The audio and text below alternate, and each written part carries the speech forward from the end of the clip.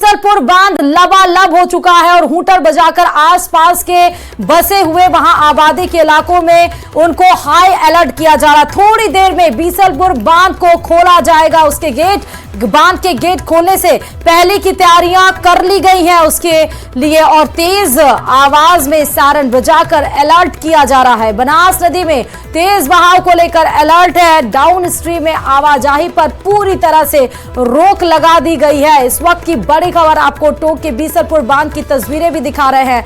टोंक से बड़ी खबर है जहां झमाझम बारिश के बाद किस तरह से बीसलपुर बांध में जो लेवल है वो कितना ज्यादा बढ़ गया है और उसको लेकर अब बनास नदी में हाई अलर्ट भी जारी कर दिया गया है। पूरा प्रशासनिक अमला वहां पर लगा हुआ है। मंत्री खुद वहां पर पहुंचेंगे और हूटर बजाकर उसका गेट खुद मंत्री के द्वारा वहां पर खोला जाएगा। फिलहाल ये तस्वीरें आपके सामने है। बनास नदी में तेज बहाव को लेकर अलर्ट भी जारी किया गया। आसपास के जो भी आबादी वाले इलाके हैं सायरन बजाकर उनको अलर्ट किया गया है। थोड़ी देर में भी कभी भी जो गेट है वो खोले जाएंगे। तो बनास नदी में तेज बहाव को लेकर अलर्ट जारी है।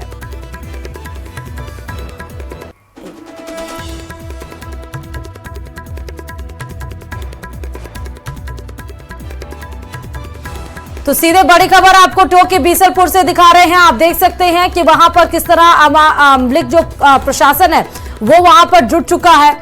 खुद वहां पे मंत्री पहुंचे हुए हैं। सायरन बजाकर लोगों को अलर्ट किया जा रहा है। रात में भी सायरन बजाया गया, सुबह 6 बजे भी सायरन बजाया गया। बनास नदी में तेज बहाव को लेकर यह अलर्ट जारी किया गया। झमाझम बारिश के बाद से टोंक के हालात किस तरह से हैं वो भी आपको नजर आ रहा है। इसका लाइफलाइन कहा जाने वाला बीसलपुर बांध लबालब हो चुका है। 315.50 पूर्ण भराव क्षमता पार कर चुका है और अब थोड़ी ही देर बाद बीसलपुर बांध के गेट खोल दिए जाएंगे। बांध के गेट खोलने से पहले सायरन बजा करके लोगों को अलर्ट किया जा रहा है। बहाव क्षेत्र यानी कि गेट खोलने के दौरान बनास नदी में जो पानी छोड़ा जाएगा, इस तेज बहाव के कारण कई लोग प्रभावित होने वाले इस नदी में पानी को छोड़ने के लिए। ऐसे में प्रशासन लगातार मुनादी कराकर उन लोगों को अलर्ट कर रहा है और थोड़ी देर बाद अब सुरेश सिंह रावत मंत्री और कलेक्टर डॉक्टर सौम्या झा यहां पहुंचे हुए हैं। मंत्री थोड़ी देर बाद आएंगे। पूजा पाठ के बाद इस बीसलपुर बांध के गेट खोल दिए जाएंगे। 7वीं बार, जी हाँ 7वीं बार, बांध बनने के 7वीं बार गेट खोले जाएंगे और यह पहला मौका होगा जब सितंबर महीने में गेट खोले जाएंगे। इससे पहले 6 बार गेट है वो अगस्त के आखिरी दिनों में खोला गया है। पहली बार इस बार जो मानसून की बारिश हुई है, तेज बारिश के बाद में लगातार बांध छलक करके अब तैयार हो चुका है। 315.50 का जो पूर्ण भराव का जल स्तर है वो अब छूने के बाद आज बांध के गेट खोल दिए जाएंगे। सायरन के जरिए आप सुन सकते हैं लगातार मुनादी कराई जा रही है, लोगों को अलर्ट किया जा रहा है। बहाव क्षेत्र में आने वाले तमाम उन रास्तों को, उन जगहों को खाली करने के निर्देश दिए गए हैं और अब थोड़ी देर बाद बांध के गेट खोल दिए जाएंगे। जी हाँ, ये टोंक का बीसलपुर बांध राजस्थान की लाइफलाइन, क्योंकि कई जिलों में पीने के पानी का एकमात्र साधन होने के लिहाज से पूरा राजस्थान यानी कि आधे राजस्थान की जो पब्लिक है इस बीसलपुर बांध पर निर्भर है। ऐसे में बहुत महत्वपूर्ण हो जाता है कि बांध भर चुका है और ये संकेत सायरन का जो आप सुनाई दे रहा है वो अब है कि अब थोड़ी देर बाद इसके गेट खोल दिए जाएंगे। न्यूज़ 18 राजस्थान, दौलत पारिक, टोंक। तो दौलत हमारे साथ जुड़ चुके हैं इस खबर पर। दौलत, क्योंकि जैसा आपने बताया कि 6ठी बार ये गेट खोला जाएगा, हर बार अगस्त महीने में खोला जाता और अब ये तस्वीरें भी हम दिखा रहे हैं। देखिए पूजा अर्चन शुरू हो चुकी है। पूजा अर्चन के बाद ही बांध के गेट खोले जाएंगे जो राजस्थान की लाइफलाइन कही जाती है। दौलत, बिल्कुल, पूजा अर्चना का दौर है वो लगातार जारी है। मंत्री सुरेश रावत, कलेक्टर डॉक्टर सौम्या झा, पूर्व मंत्री प्रभुलाल सिंह भी आए हुए हैं। इस दौर एक तरफ पूजा का दौर चल रहा है और जैसे ही बटन दबाएंगे तो आपको तस्वीरों के जरिए दिखा दूं, ये जो बांध के गेट है, इन गेट को खोलकर पानी है वो बनास नदी में छोड़ा जाएगा। बहुत ही महत्वपूर्ण हो जाता है कि राजस्थान की लाइफलाइन कहे जाने वाला ये बीसलपुर बांध सातवीं बार लबालब होकर छलकने को तैयार है। ऐसे में राजधानी जयपुर समेत अजमेर और कई जिले को पानी पहुंचता है और लगातार इस बार मानसून की बारिश वो अच्छी होती रही और ये पहली बार मौका है जब सितंबर के महीने में ये बांध भरने को तैयार है। थोड़ी देर बाद में अब गेट खोल दिए जाएंगे और वो खुशियां जिसे हम कह सकते हैं राजस्थान की इन गेट के जरिए निकलने वाली है। तस्वीरों के जरिए एक बार मैं आपको दिखाना चाहूंगा। थोड़ी देर बाद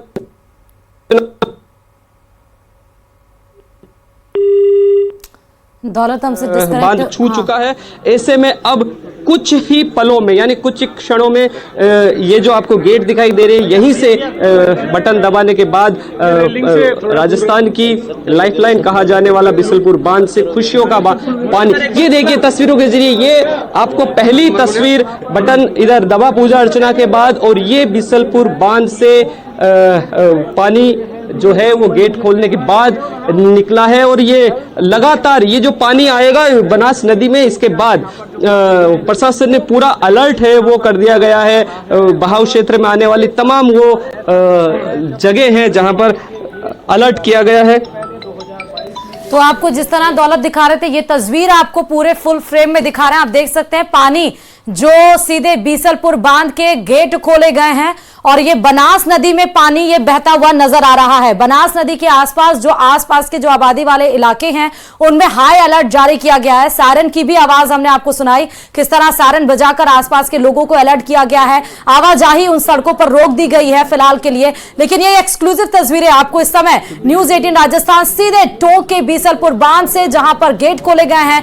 गेट खोलने से पहले पूजा अर्चन की भी तस्वीर हमने आपको दिखाई थी, जहां पर पूजा पाठ के बाद से ही बीसलपुर बांध को खोला गया है, उसके गेट को खोला गया है ताकि जो जल स्तर बढ़ गया था उसको बनास नदी में ट्रांसफर किया जा सके। बीसलपुर बांध जो राजस्थान की लाइफलाइन मानी जाती है, सबसे पहले तस्वीरें न्यूज 18 राजस्थान पर आपको दिखाई पड़ रही हैं। यही वो बीसलपुर बांध है जहां पर गेट खोलने के बाद से सीधे जो तेज बहाव में पानी की धारा बहती हुई बनास नदी में जा रही है, जिसके लिए तमाम इंतजाम किए गए। जिसको बांध के गेट को खोलने के लिए आपने देखा कि पूजा पाठ की गई। उसके बाद से बनास नदी के आसपास जो भी आबादी वाले इलाके हैं सायरन बजाकर उसको लगातार अलर्ट किया जा रहा था। बनास नदी के इस बांध को खोलने से पहले, बांध के इस गेट को खोलने से पहले आसपास के आबादी वाले इलाकों को सर्च भी किया गया, वहां का भी जायजा लिया गया। आवाजाही सड़कों पर रोक दी गई है।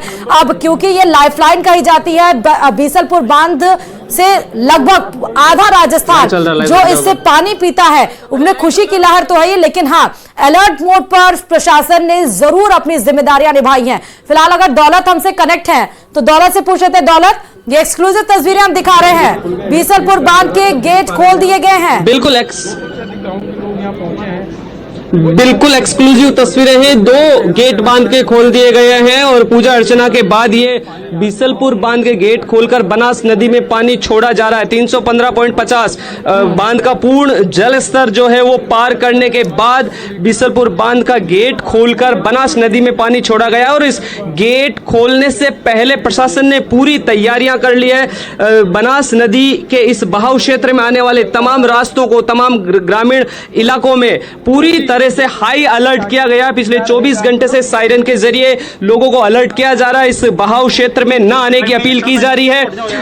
अलग अलग विभाग के अधिकारियों को अलर्ट किया गया है। बीडीओ के जरिए पटवारियों को पाबंद किया गया है कि वहां मौजूद रहे, मुख्यालय ना छोड़ा जाए।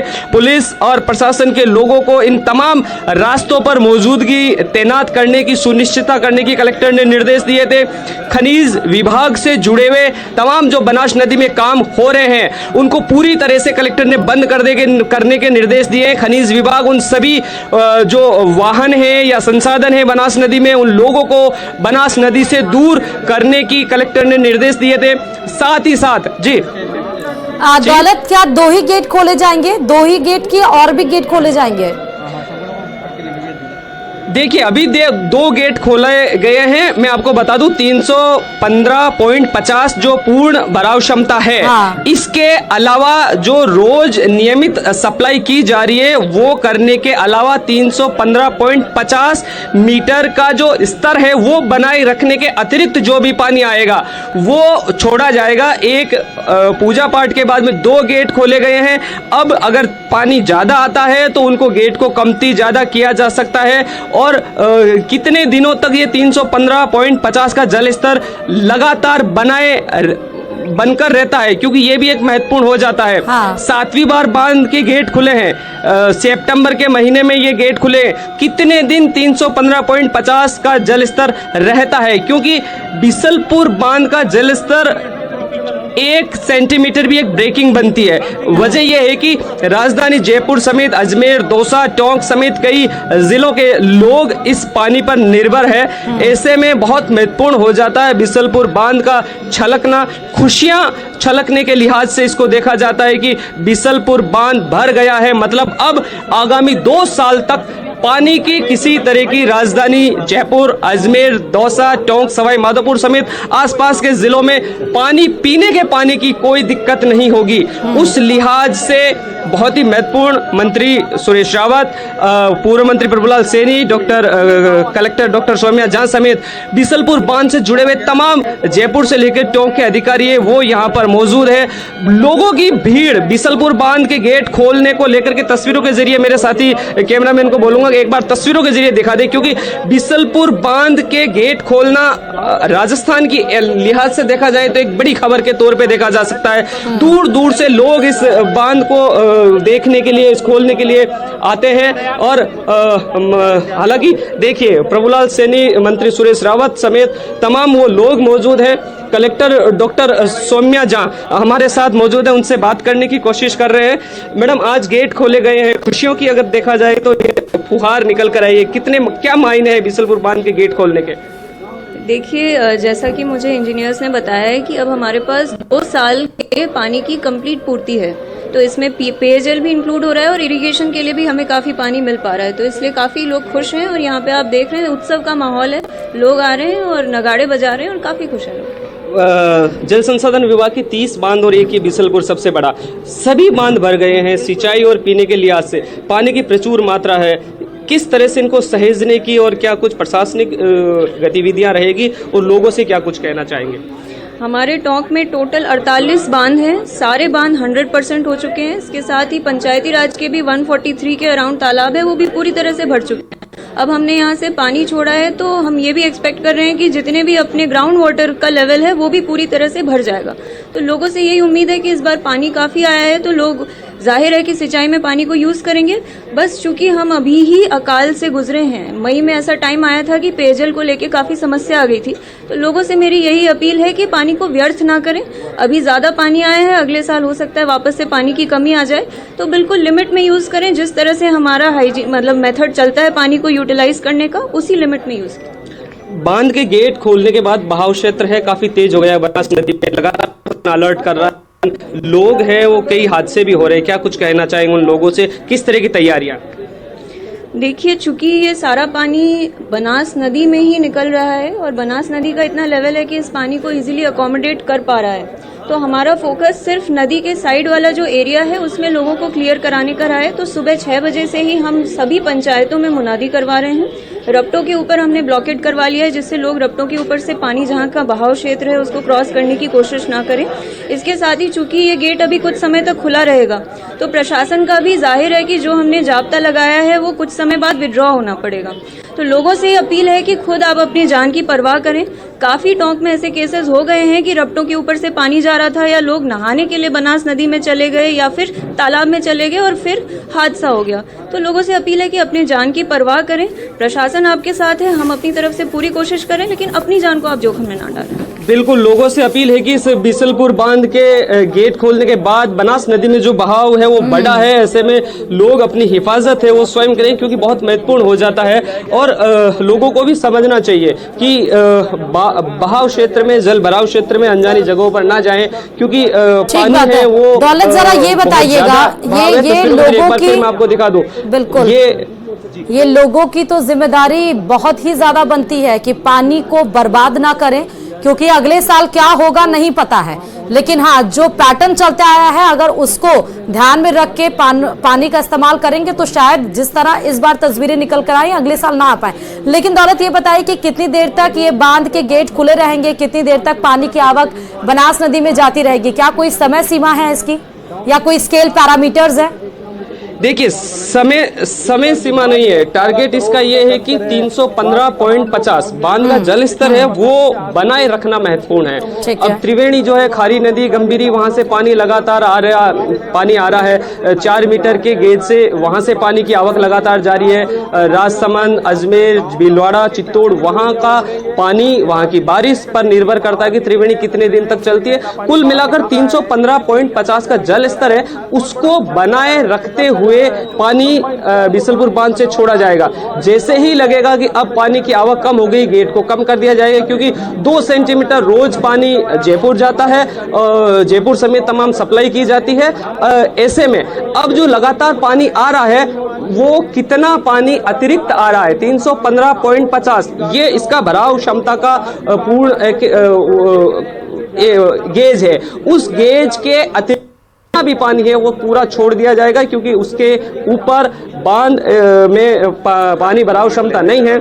सप्लाई रोज की जाएगी, उसके अलावा जो पानी है वो छोड़ा जाएगा। और ये कितने दिनों तक बना रहता है ये महत्वपूर्ण हो जाता है, क्योंकि मानसून अभी भी सक्रिय हुआ है। इसका मतलब दौलत आप ये कहना चाहते हैं और उन इलाकों में लगातार आप ये कहना चाहते हैं कि 315.50 जो जल भराव की स्थिति है बीसलपुर बांध की, उसके ऊपर पानी रहता है तो उतना पानी रोज छोड़ा जाएगा आज से लेकर। अब ये मॉनसून के ऊपर डिपेंड करता है कि उतना वाटर लेवल मतलब हमको बीसलपुर बांध का मेंटेन कर ही रखना है 315.50। जी बिल्कुल, 315.50 ये इसका भराव क्षमता का जो इसको बनाए रखना है तक ये बना रहता है, ये भी महत्वपूर्ण हो जाता है। और इसके अतिरिक्त जितना भी पानी आएगा वो इन गेट के जरिए कम और ज्यादा करते हुए खोल दिया जाएगा, और बाकी पानी है वो बनास नदी में छोड़ा जाएगा। यही तय करता है कि राजधानी जयपुर समेत तमाम जो जिले हैं उनमें 2 साल तक का पानी है वो पर्याप्त है। जैसा कि कलेक्टर मैडम ने भी अभी बातचीत हुई कि ये खुशियों की बौछार कहें, खुशियों के गेट इस लिहाज से कि 2 साल तक राजधानी जयपुर समेत आधे राजस्थान के लोगों के पेयजल की सप्लाई की निश्चिंतता है, वो लोगों को चिंता करने की जरूरत नहीं है। इस लिहाज से बहुत ही महत्वपूर्ण है। और तस्वीर में एक बार एक सवाल और महत्वपूर्ण है, क्या अभी जो बीसलपुर बांध का जो जल भराव था वो 315.50 से कितना ऊपर था? कम हुआ है, इनफ्लो कम हुआ है, लेकिन जैसे जैसे देखिए 315.50 एक टारगेट है। अगर उसके ऊपर जितना भी होगा वो छोड़ दिया जाएगा। सुबह 6 बजे 315.49 यानी कि 1 सेंटीमीटर कम था। मंत्री जी का इंतजार किया जा रहा है और 315 के बाद गेट खोल दिए गए हैं। इसके ऊपर इस बांध की क्षमता है वो नहीं है, क्योंकि इसका जो भराव क्षेत्र है अगर 315.50 से ऊपर होता है तो इसका जो भराव क्षेत्र है वो ग्रामीण इलाकों में पानी ज्यादा हो जाता है। ऐसे में उन ग्रामीण इलाकों को दिक्कत होती है जहां तक इसका भराव है। इस लिहाज से 315.50 से ऊपर इस बांध में पानी नहीं रखा जाता है। जैसे ही 315.50 होता है और बीसलपुर बांध के गेट खोलकर पानी निकासी की प्रक्रिया है वो इन गेट के जरिए बनास नदी में छोड़े जाने की प्रक्रिया है तो वो शुरू कर दी जाती है। और वैसे आज भी मंत्री रावत, पूर्व मंत्री प्रभुलाल सैनी समेत कलेक्टर डॉक्टर सोनिया जाने। दौलत एक बात और बताइए, आप मंत्री तक अगर पहुंच पाए, अगर वहां पर मौजूद हो तो ठीक है, लेकिन बनास नदी का जो स्टोरेज है, जो जा रहा है पानी बीसलपुर बांध से, उसकी स्टोरेज कैपेसिटी के लिए क्या कुछ तैयारियां की गई हैं, ये भी बहुत ज्यादा महत्वपूर्ण हो जाता है। बहुत बहुत शुक्रिया दौलत, तमाम जानकारी और एक्सक्लूसिव तस्वीरें सीधे न्यूज 18 की तरफ पहुंचाने के लिए। और अब बात अजमेर से कर लेते हैं, जहां अजमेर में मूसलाधार बारिश का दौर दूसरे दिन भी जारी। पिछले 2 घंटे से लगातार बारिश से जनजीवन पटरी से उतर गया है। बारिश के चलते कई इलाकों में जल जमाव होने से सड़कें जलमग्न हो गई हैं। दक्षिण विधानसभा क्षेत्र की कई कॉलोनियां इस बारिश के कारण एक बार फिर जलमग्न हो गई हैं और ऐसे में लोग स्थानीय प्रशासन से राहत की मांग कर रहे हैं, जिससे कि इस बारिश बारिश के पानी से निजात मिल सके। और उधर लोहागढ़ क्षेत्र के जनाना रोड पर पहाड़ों पर आ रहे पानी से निकलते समय एक मोटरसाइकिल सवार बहने लगा, जिसे स्थानीय लोगों की मदद से मानव श्रृंखला बनाकर बचाया गया। लोगों की परेशानी का जायजा लिया है हमारे संवाददाता ने। अजमेर में 2 घंटे हुई बारिश के बाद हालात अस्त व्यस्त हो गए हैं। इस वक्त हम पुलिस लाइन क्षेत्र में खड़े हैं, जहां पर पुलिस लाइन स्कूल के साथ ही यहां पर हॉस्पिटल भी है और ये जो पूरी रोड है वो पूरी तरह से जाम यहां पर पड़ी है। देखेंगे किस तरह का ये नज़ारा है, जहां पर 2 से 3 फीट का पानी जो है अलग अलग स्थानों पर भरा हुआ है और इसके कारण जो है स्थिति खराब है।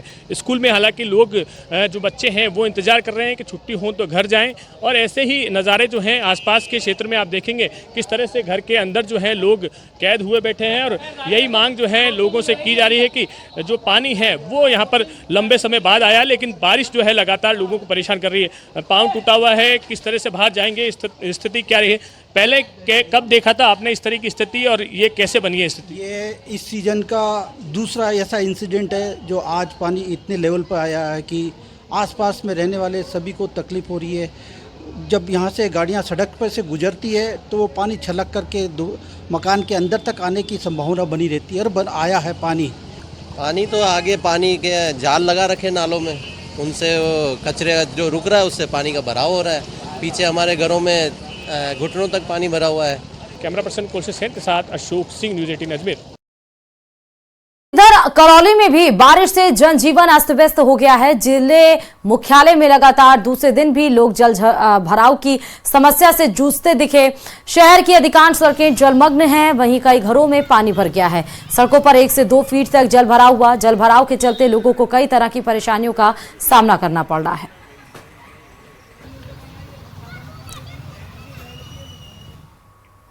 और अब बात कोटा के प्रेमनगर से बड़ी खबर की, जहां 6 बदमाशों ने युवक पर चाकू से हमला कर दिया है। घायल युवक को एमबीएस अस्पताल में भर्ती कराया गया। हमले के बाद मौके से बदमाश फरार भी हो गए। उद्योगनगर थाना पुलिस अब पूरी जांच में जुट चुकी है। तो बड़ी खबर बता रहे हैं, 6 बदमाशों ने एक युवक पर चाकू से हमला किया। हालांकि युवक को गंभीर हालत में एमबीएस अस्पताल में पहुंचाया गया, जहां पर उसका इलाज जारी है। उद्योगनगर थाना पुलिस मामले की जानकारी लगते ही जांच में जुट गई। और इधर गृह मंत्री अमित शाह आज से जम्मू कश्मीर के 2 दिन के दौरे पर हैं और इस दौरान अमित शाह बीजेपी के चुनाव अभियान की शुरुआत करेंगे और बीजेपी का घोषणा पत्र भी जारी करेंगे। अमित शाह दोपहर लगभग 3:30 बजे जम्मू के अनुथम होटल में जम्मू कश्मीर विधानसभा चुनाव के लिए बीजेपी का चुनावी घोषणा पत्र जारी करेंगे। बीजेपी सूत्रों के अनुसार अमित शाह दौरे के पहले दिन प्रदेश की बीजेपी इकाई के कोर ग्रुप के साथ बैठक करेंगे, जिसमें पार्टी की चुनावी तैयारियों और जमीनी स्तर की गतिविधियों की समीक्षा की जाएगी। दूसरे दिन यानी कि शनिवार की अगर बात करें तो जो अमित शाह हैं वो जम्मू कश्मीर में विधानसभा चुनाव की सफलता सुनिश्चित करने के लिए पार्टी नेताओं के साथ व्यापक चर्चा करेंगे। शनिवार को ही गृह मंत्री अमित शाह की जम्मू में एक प्रस्तावित रैली भी है। और इधर जम्मू कश्मीर विधानसभा चुनाव को लेकर कांग्रेस भी एक्टिव मोड है। कांग्रेस ने स्टार प्रचारकों की सूची जारी कर दी है, जिसमें राजस्थान के 2 कांग्रेस नेताओं को स्टार प्रचारक की जिम्मेदारी मिली है, जिसमें कि कांग्रेस के जो पूर्व डिप्टी सीएम थे सचिन पायलट और पूर्व विधायक दिव्या मदेरणा स्टार प्रचारक की लिस्ट में शामिल किए गए हैं। बता दें कि जम्मू कश्मीर और लद्दाख की ऑल इंडिया कांग्रेस कमेटी की प्रभारी भी हैं दिव्या मदेरणा, और सचिन पायलट को भी यह जिम्मेदारी दी गई है। कांग्रेस ने अपने स्टार प्रचारकों की सूची जारी की है, जिसमें स्टार प्रचारक की भूमिका में नजर आएंगे सचिन पायलट और दिव्या मदेरणा। और इधर जम्मू कश्मीर का चुनाव बहुत ही ज्यादा दिलचस्प होने वाला है। दरअसल 5 सितंबर को दूसरे दौर के नामांकन दाखिल करने का आखिरी दिन था। उमर अब्दुल्ला ने दूसरी सीट यानी कि बड़गाम से भी नामांकन दाखिल किया। जम्मू कश्मीर के इस बार के विधानसभा चुनाव में वो अकेले उम्मीदवार हैं जो 2 जगहों से चुनाव लड़ रहे हैं। माना यह जा रहा है ऐसा इसलिए क्योंकि सर्जन बरकती और जिनका नामांकन शोपिया से खारिज हो गया है वो शायद गांदरबल से चुनाव लड़ सकते हैं, और इस बार उमर कोई चांस नहीं लेना चाहते थे, इसीलिए दूसरी जगह से भी नामांकन भर दिया। क्योंकि लोकसभा चुनाव में उमर को इंजीनियर रशीद ने 3 लाख वोटों से शिकस्त दी थी, और इस बार विधानसभा में उमर जानबूझकर कोई रिस्क उठाना नहीं चाहते। मेरे यहाँ 2 सीटों से लड़ना ये कमजोरी का सबूत नहीं है। ये नेशनल कॉन्फ्रेंस की ताकत का सबूत है, क्योंकि अगर खतरा होता तो शायद मेरे साथी मुझे यहां से लड़ने की इजाजत नहीं देते, लेकिन इनका मुझे यहां से इलेक्शन लड़वाना वो इस बात का सबूत है कि चाहे बारामूला हो, चाहे श्रीनगर हो, चाहे अनंतनाग हो, नेशनल कॉन्फ्रेंस के हक में आज एक हवा चल रही है और उम्मीद करते हैं कि जब वोट गिने जाएंगे तो कामयाबी नेशनल कॉन्फ्रेंस की यहाँ पे होगी और जहां जहां हमारे अलायंस के साथी हैं वो कामयाब होंगे। अगर यहाँ से नॉमिनेशन क्लियर हो जाता है, बीरवा से भी होता है, let these parties decide, PDP, national conference, people's conference and Apni party, क्या ये इन्हीं का हक है? Let them decide one seat for Sarjan Barkati, not for me. Sarjan Barkati के लिए नॉर्थ में अभी बाकी है, नॉर्थ में इलेक्शन अभी बाकी है, नॉर्थ से किसी सीट से I am ready to sacrifice my seat